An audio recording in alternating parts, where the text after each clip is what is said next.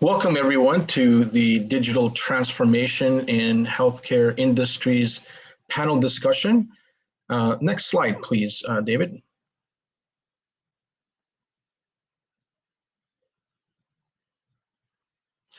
So it's my pleasure to introduce our next session, which is Digital Transformation in Healthcare Industries.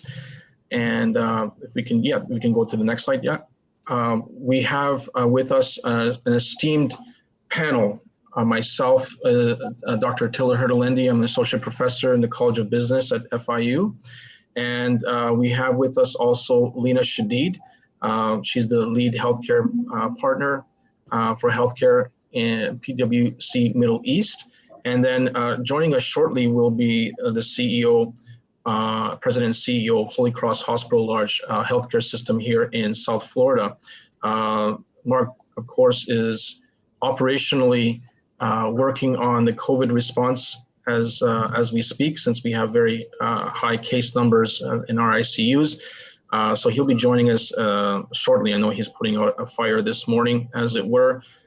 So he'll be joining us as soon as he can. So before we get started, Lina, would you please do a quick introduction of yourself? Yeah, of course. Thank you, Attila. Can you hear me well? Yes. Perfect. So welcome, everyone. Good morning, good afternoon, depending on where you are in the world. My name is Lina Shadid, and I lead the healthcare industry for PwC in the Middle East. I've spent the last 25 years of my life helping regulators, providers, and insurance companies transform healthcare and provide better outcomes, better experience for patients all around the world. In my previous life, I have been part of also IBM, where I was part of the global team, the vice president running health transformation programs, working mainly in AI implementations and trials across the world. Happy to be with you here, Attila. Thank you. I'm just going to talk to David for 1 sec. David, can you reach out to Mark? He's having some technical issues logging in. You can just text him on that number, please. Thank you. And if you can just put up the next slide, please, we'll just get started with that.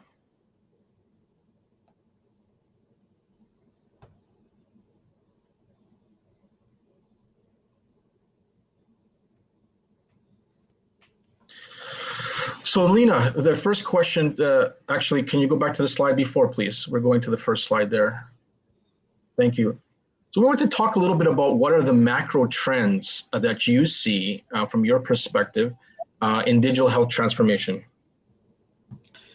So Attila, I would say where we stand today, and especially based on the learnings and what we lived through over the last 2 years in COVID, we are looking at an accelerated path to digital health and digital transformation. We could not have asked for a better time for us to focus more our effort around digital transformation. So the lessons we've learned over the last few months and years was digital is hugely important and needed for delivering hospital information, hospital care for patients.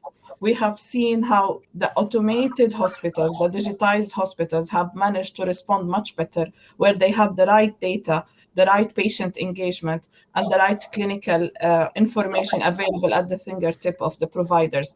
So putting it in simple terms, when hospitals were digitized, they have responded better.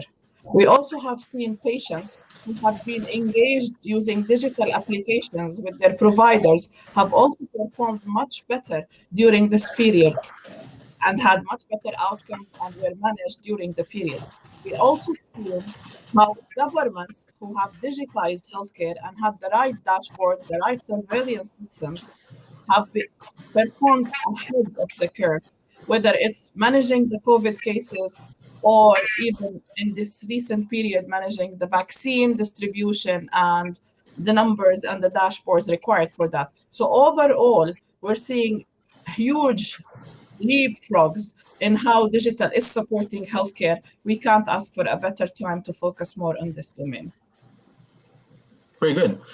Thank you. And just as you are joining us now, if you have questions, probably had thought some questions already, please type those in and we will answer those questions as we go along. Plus, we will also have a question and answer session at the end, and we'll get your questions to the panelists.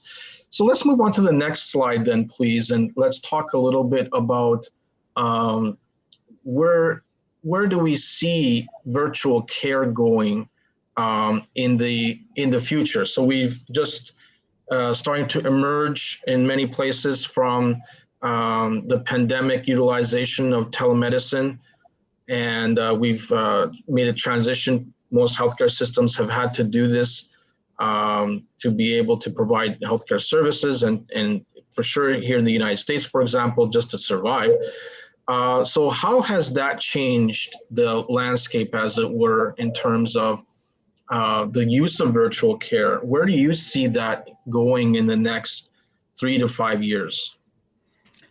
Definitely. So we have, if you ask anybody who's a digital health expert around telehealth 4 or 5 years back, we would all agree that the benefit would be huge, but we would also agree that the adoption is very low for many reasons: lack of regulatory requirements, lack of incentives on the provider side. So we've always been struggling on how to pick this up for many, many areas and for many reasons.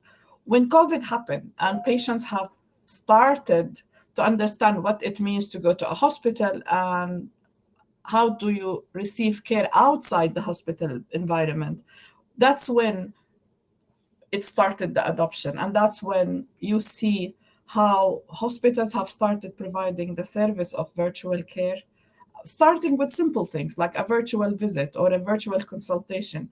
And the adoption went really high. In some hospitals around the world, we've seen 80% virtual visits compared to 20% in person. And that's really a large increase. In certain patient cohort, we've seen 2,000% increase in virtual visits and consultations. And where we see things are, now we've proven the point. Now we're able to deliver it because we have to come up with this quick, whether it's a minimum viable product, whether it's a complete solution, we have to react to COVID and put a telehealth solution, put a virtual clinic. It's now the time for us to institutionalize this service, to ensure it works, to have any other requirements around standards, guidelines, reimbursement models implemented to allow our patients to receive care in the most convenient setting, whether it's their home or office or anywhere. And I see this is there to stay and continue. Maybe for the next 3-4 years, it's not going to be 80% anymore because we've seen it going up and dipping down to around 30%. And that's what we're hoping. Let it be smooth, let it go gradual, but the value is proven. The investments has gone in. I mean, if I can give you a simple example, we've seen double the investments in digital health solutions with a huge focus on telehealth in 2020. So COVID started, the money started pouring in, a lot of startups, a lot of solutions that have grown tremendously over that period. And we want this to continue because this is the enablement of virtual care. And it's, as I said, virtual care is a much bigger scope than a virtual clinic, that what people link the two and think it's the same. When you talk about virtual care, it could be a referral, it could be a doctor-to-doctor interaction, it could be a remote patient monitoring. So we're talking about a huge change in the system to think from having to deliver care in the setting of a clinic or a GP office into delivering anywhere as far as it's under the same standards with the same outcomes or even better with the right guidelines and the right reimbursement model. So I think we are going into that track, have proved the point, and this is becoming business as usual.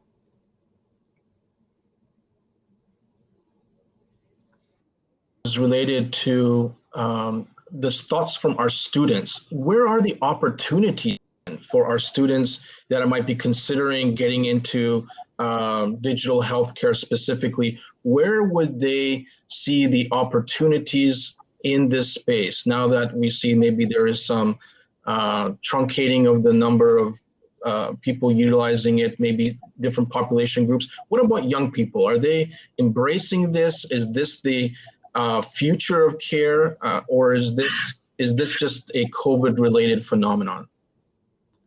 So I think I would say two things. The first one, as a patient, we definitely see the trend of the new generation adopting much faster virtual care mechanisms across the board.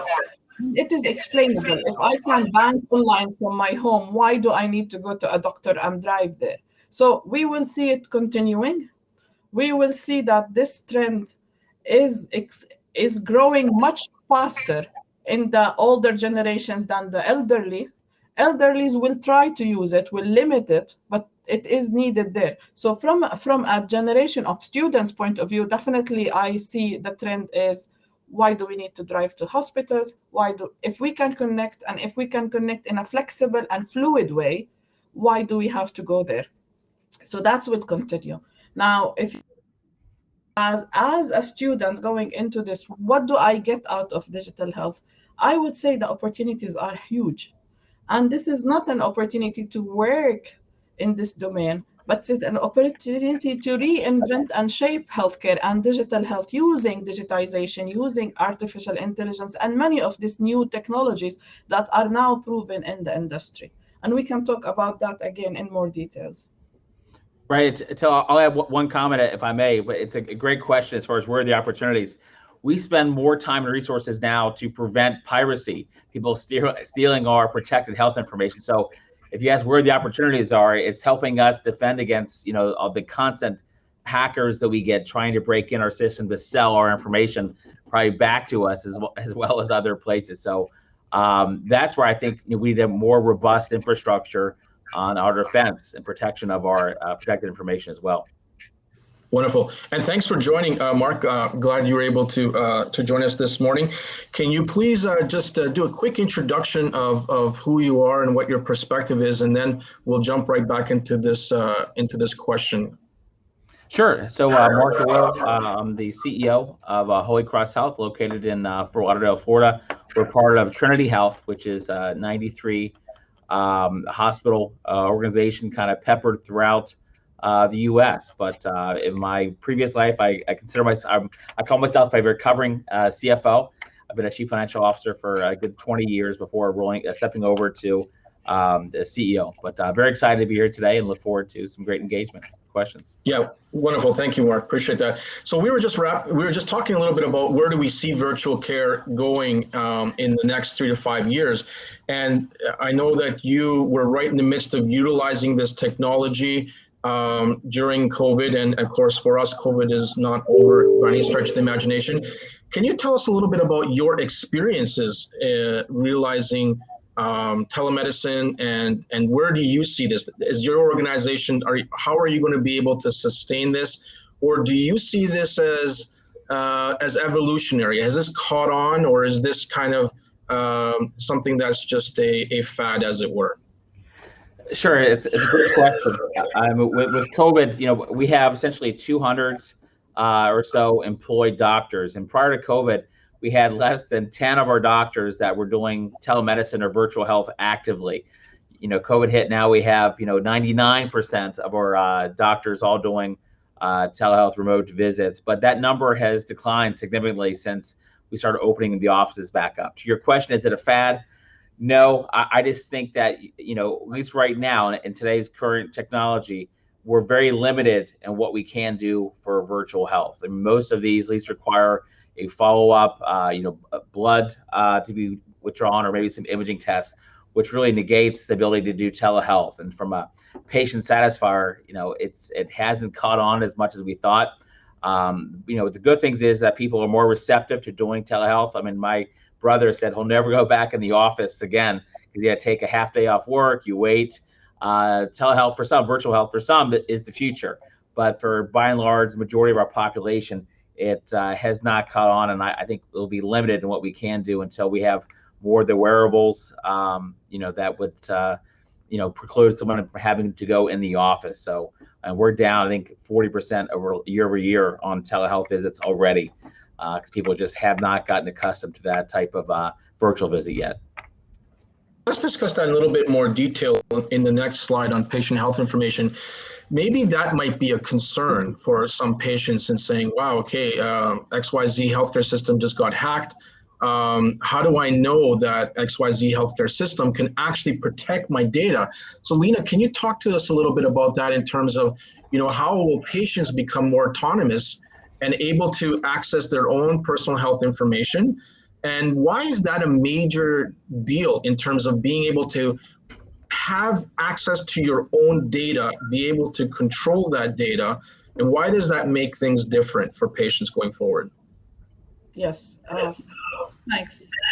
So Attila, I would start by just commenting on a point that that Mike have mentioned earlier, which is data security.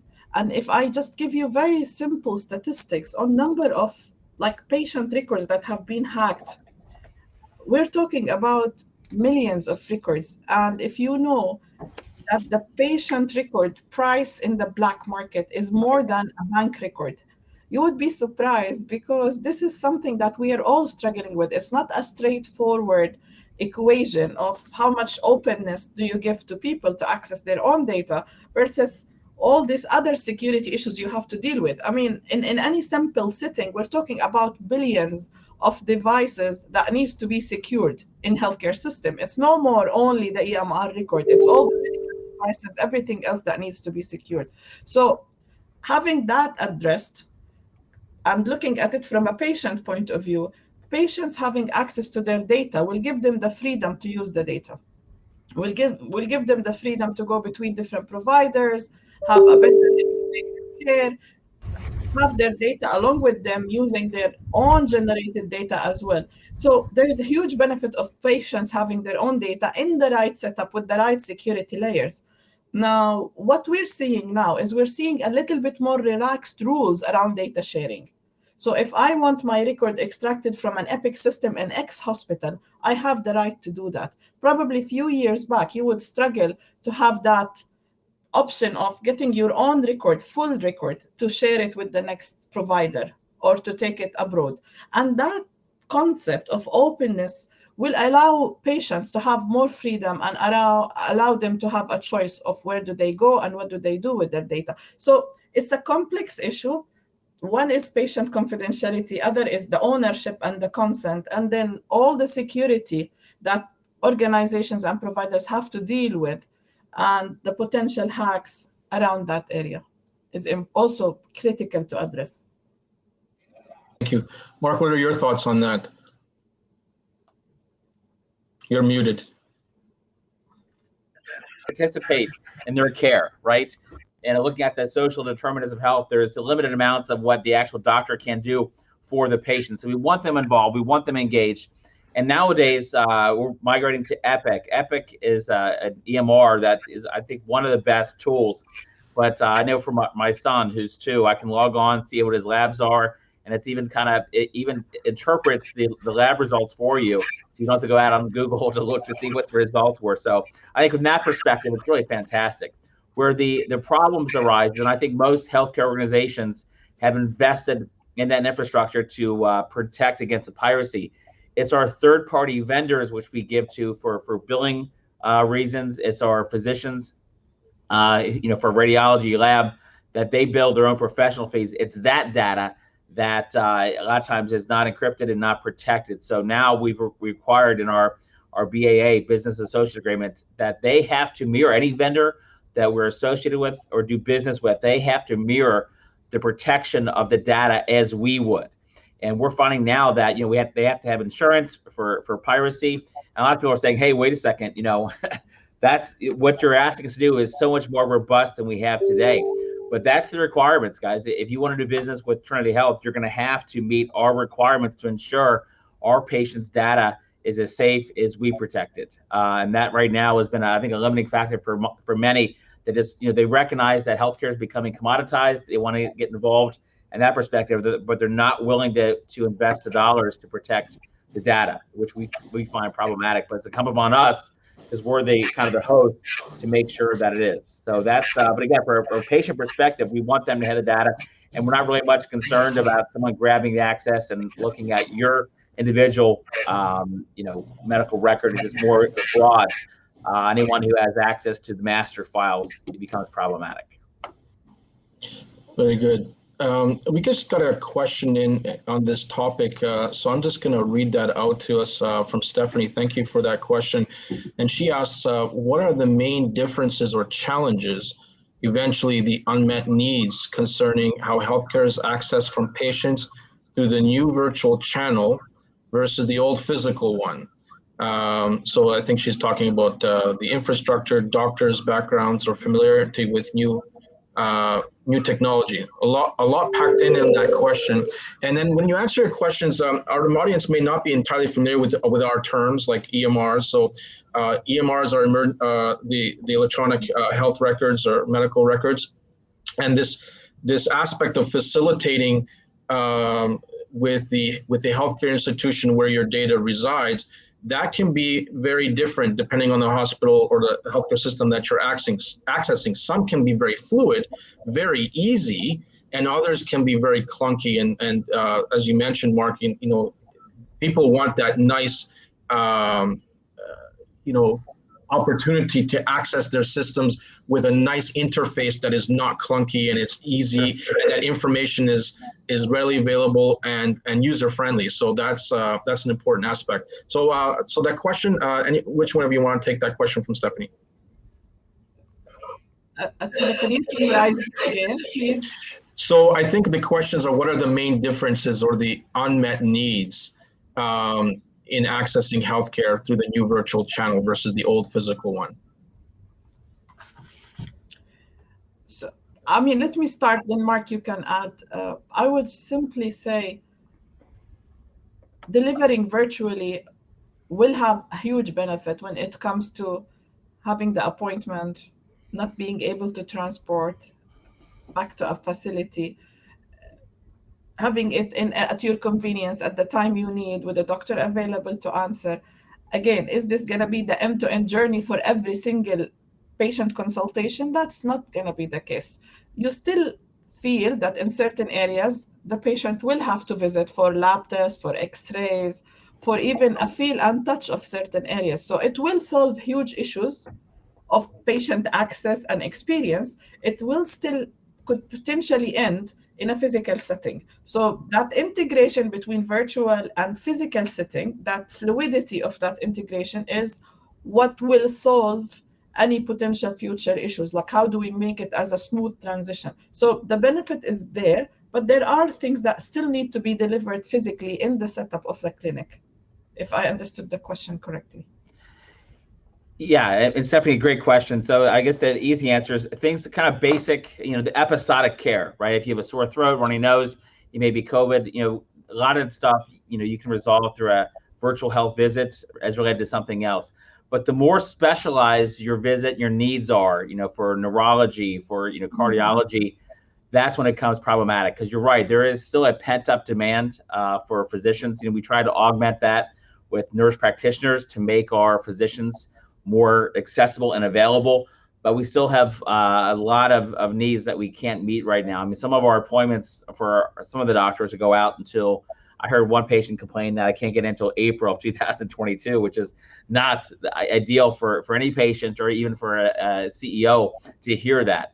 So we still got to find ways through telehealth or other mechanisms to meet that need in the community. But I think a good entree to that is, or appetizer rather, is the telehealth. See what we can kind of eliminate from coming into the hospital, because we have, on top of the doctors, we have parking problems and staffing issues as well, particularly with COVID. So the more we can essentially handle and address clinically from a telehealth visit, the better it is for us. But the higher specialized in the care, the more access issues that we're going to continue to have.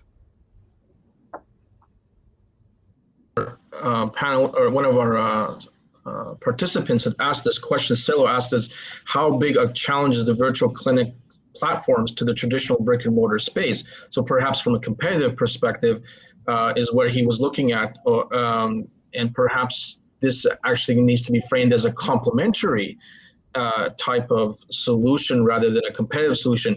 Is there any threat, Mark, as it relates to virtual care kind of taking over and digital health becoming the way that patients want to access care or prefer that care, or is that considered in your mind more of yeah, I mean, complementary?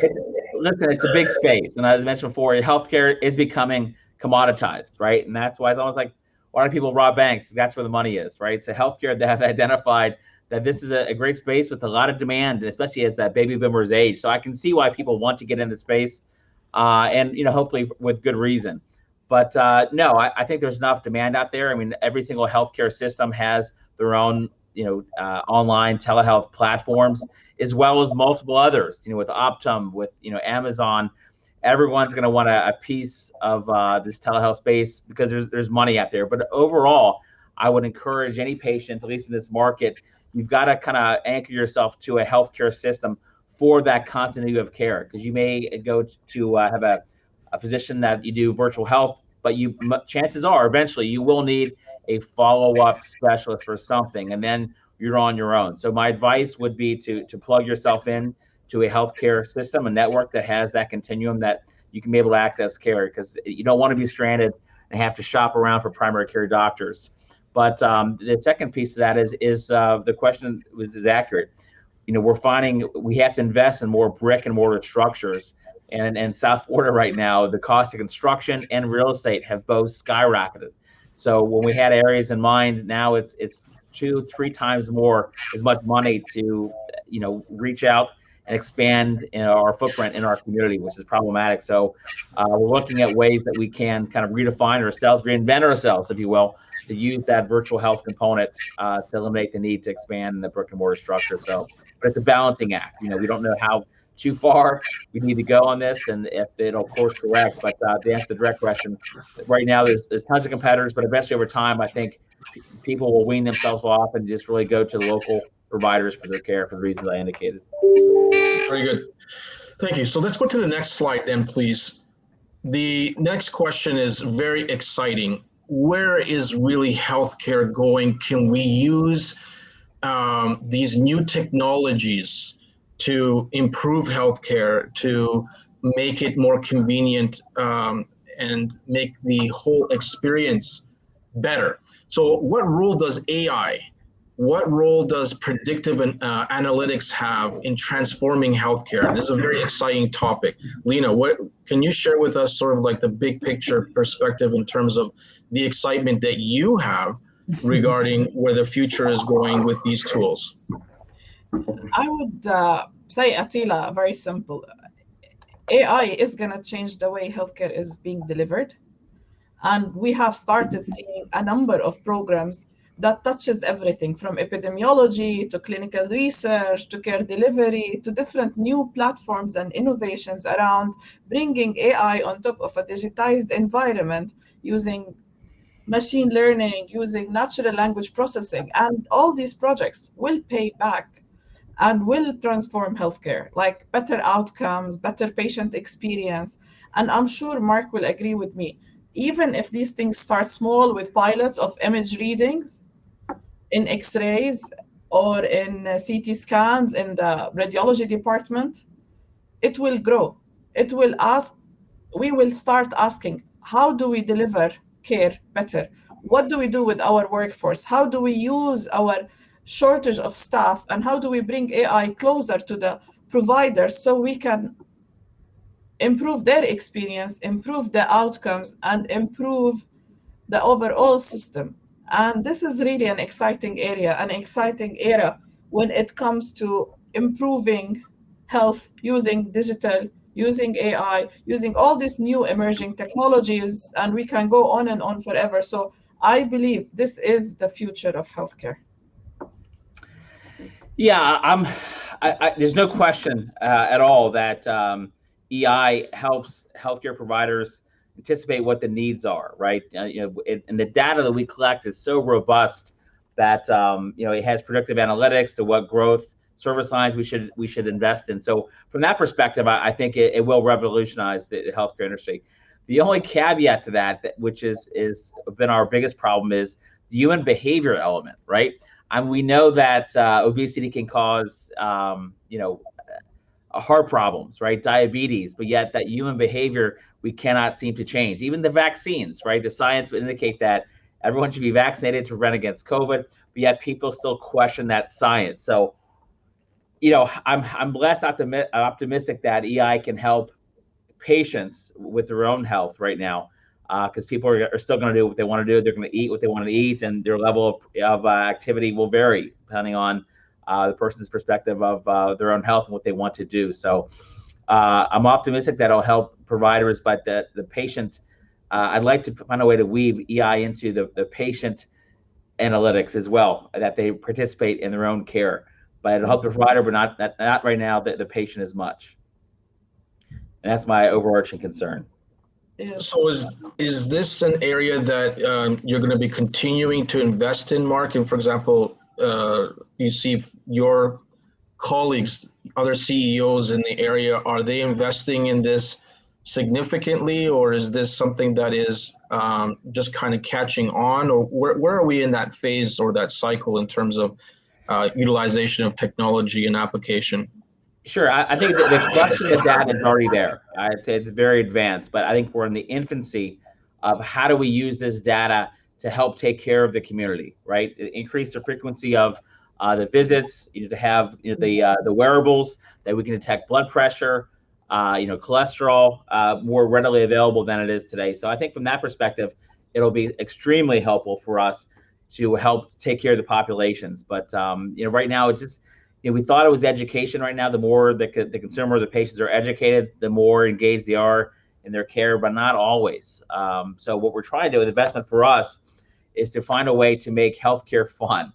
So we just recently are opening up what we call it a Holy Cross Health Age Well for seniors. But we make, they come in for the doctor visit. We give them a voucher for the cafeteria to get something to eat. We have, games, bingo, bridge, things to help them keep healthy and active at the same time, as far as taking care of themselves. So that's a way we can draw people in, and also a more holistic approach, mental and physical health, to get patients more engaged and involved in their healthcare. So that's, again, kind of the infancy stages, but we have to find new ways to connect with the patients outside the traditional models of, one wellness visit a year, because that's just not going to cut it in today's medicine. So next slide, please. So this creates some great opportunities and excitement, and our executive MBA graduates that are attending this session are probably wondering, well, what are these great opportunities in healthcare right now? So can you, each of you, from your own perspectives, tell us where are the exciting opportunities? So if I was graduating from an executive MBA program and I was thinking about, where are the greatest opportunities? Where can I make the most money? Where can I make the biggest impact in society? Of course, that's a very big question, but in specific to healthcare, where do I double down? Where are those jobs right now, the jobs of the future? Lena, maybe you can kind of start us off with where do you think that is? And then maybe also a question came in terms of who's actually doing the big innovations right now. Which country or region is just really the area that you would look at in terms of best practices, that, hey, if I was young and able to mobilize and go somewhere different, I want to go to this country, this is where it's happening? Wow, that's a very interesting question, Attila. Can I start with that and then go into careers? So let me tell you, looking at the global footprint of digital and innovation in healthcare, I would say there's a number of regions that are very attractive for people to start their career in when it comes to innovation, digital health. And I would say pharma companies in Switzerland, for example, looking into digital therapeutics and trying to innovate around patient engagement, a Roche or a Novartis, and their solutions that they're launching in these domains are incredible and are a hub for innovation. So if you are interested in this area, that's where I would start. If you're interested in engaging communities, to Mark's point, and how do you bring social and healthcare and social determinant of health, and how do you make it all work end-to-end in an innovative environment, I would go to Scandinavian countries. It's very clear there. We are ahead. They are more into aging, healthy aging. They're more into automation and keeping patients active at home and elderly connected and with all the sensors they need to stay at home. If I'm interested in that, I would go there. If I'm interested in startups that are more mobile application solutions that would serve a certain disease, chronic disease management, there are many hubs. I mean, China being a lead there, but I would say it's maybe difficult. Singapore is interesting because there's a huge number of accelerator programs that are happening there. The same is in the Middle East. There's a huge funding available for the hubs to innovate in digital health, whether it's Dubai or Saudi, and we're seeing the money. We need the innovators to come. And then, of course, I'm not going to cover US. You guys know exactly what's happening in Silicon Valley. And every few days, I receive a call telling me, we have this startup and we would like to come to the Middle East. How can you help us establish there? So you have great innovations happening there as well. So definitely the world map is not short of this. And I'll give you one statistic. If you think of the investments that are going in digital health today, it is doubling year on year. So this is really where the money is pouring, because this is an underserved industry that was hit by COVID, that everyone thinks now digital and AI is part of the solution. Of course, it's not the solution. I mean, we have so many other problems. I mean, US alone have probably millions of workforce required additional to the system, the same across the board. So there's so many other problems, but this is looked at as potentially one interesting area. Now, if I'm to start a career in digital health, where would I focus? I would say definitely the intersection of data and AI is an area where it is worth investing time and effort. If you look at it today, the amount of data we generate as individuals, personal data that you, Attila, or I generate throughout my life, is almost, in terms of size, like writing 300 million books. So that's one person generated data. If you add the population, and if you add not only your personal health generated data, you add your social, you add your genomics, you add your environment, you can imagine how much is this data that's being generated and what can you make up out of this data to serve humanity, to serve healthcare better. So I would go to understanding data. I'm not saying become a data scientist. I'm saying understand how digital health can accelerate and solve certain business problems and certain areas where patients need that support the most. So that would be my answer. Sorry for the long answer, but comprehensive. Thank you. So Mark, so you're going to hire some of these people. What are you looking for in terms of candidates, or what are you looking at in terms of that future, or maybe maybe that future is now for you in your healthcare systems that you're thinking about? What kind of background, what kind of skill sets, what kind of competencies are you looking for when you're hiring some of these senior people, some of these MBA students, these executive MBAs? What would you be looking for? Sure, it's a great question. So, for us, assuming that we're sitting in front of them, I have to assume that their resume, their backgrounds, got them this far into the door. But for us, we're looking for really three things: passion, enthusiasm, and just talent. Right? Healthcare is wide open, but you got to be passionate about what you do, because if you're not, you may be good, but you're never going to excel. You'll never be excellent. So you got to have that always putting the patient first. And I mentioned that healthcare is becoming commoditized, and it is. But if you lead with what is right for the patient, how can we take care of the patient? How can the patient access Holy Cross Health? If you have that mindset, at least in our C-suite, you're going to do very well, right? And enthusiasm, because in this day and age, healthcare margins we're getting squeezed. I mean, right now we're at about a 2% margin, right? We need to get to at least a 6%, and we're mission based as well, right? So a lot of the for-profits probably can squeeze a lot better than we can to turn the margin. But Sister Irene had a great quote one time. She said, no margin, no mission. So for a lot of the nonprofit organizations, I think we'll continue to struggle, especially with COVID. I mean, COVID added on about another 10% in expense from not only just we have to check everyone who comes in, have a COVID test, which is about $75 per kit, but also the premium labor. A lot of our nurses have taken travelers assignments to go work, all around the country, so they can make double of what they can here at the hospital. So we have so many challenges and needs that, a lot of times we don't know where to begin. But this will stabilize. We're getting through our last surge. COVID we'll have to live in a para-COVID environment for the next probably 5 to 10 years. Who knows, all these variants will they come through. So for us now, we focus on essentially hiring a new pipeline of new graduate nurses and then retention. So if you look at our whole facet across the organization, there's opportunities in HR, IT, and just help finding us a way to win, to be around, to squeeze enough margin to be able to reinvest in ourselves, and also to be around here for another 100 years to serve our community. But the challenges are immense. So I will say it is that you're never going to make a lot of money in a kind of healthcare operations. It's not, if you want that, you would go on the IT side or the equipment side. But healthcare itself is not a huge moneymaker, but you have a good life, and it's very, very rewarding.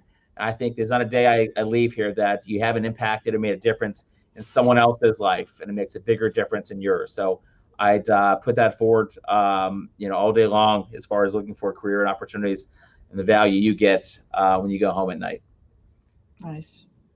So Attila, maybe just after Mark, I would say maybe in the US and in your hospital, Mark, it's not really the financial return that you look for, but if you really want to start as an EMBA program person on a career that gives you a rewarding life where you can see the healthcare transformation and be part of it, but you're not in clinical care delivery, then consulting in healthcare and in digital health would be a really good position for you to be in, because you're part of the equation, you're driving patient outcomes, you're helping hospitals transform, improve margins, improve sustainability, but at the same time, you're not a nurse, you're not a doctor, but you're still part of that equation, and you would see a lot that you can do, bringing all these different innovations into the system. So that's what we do in consulting.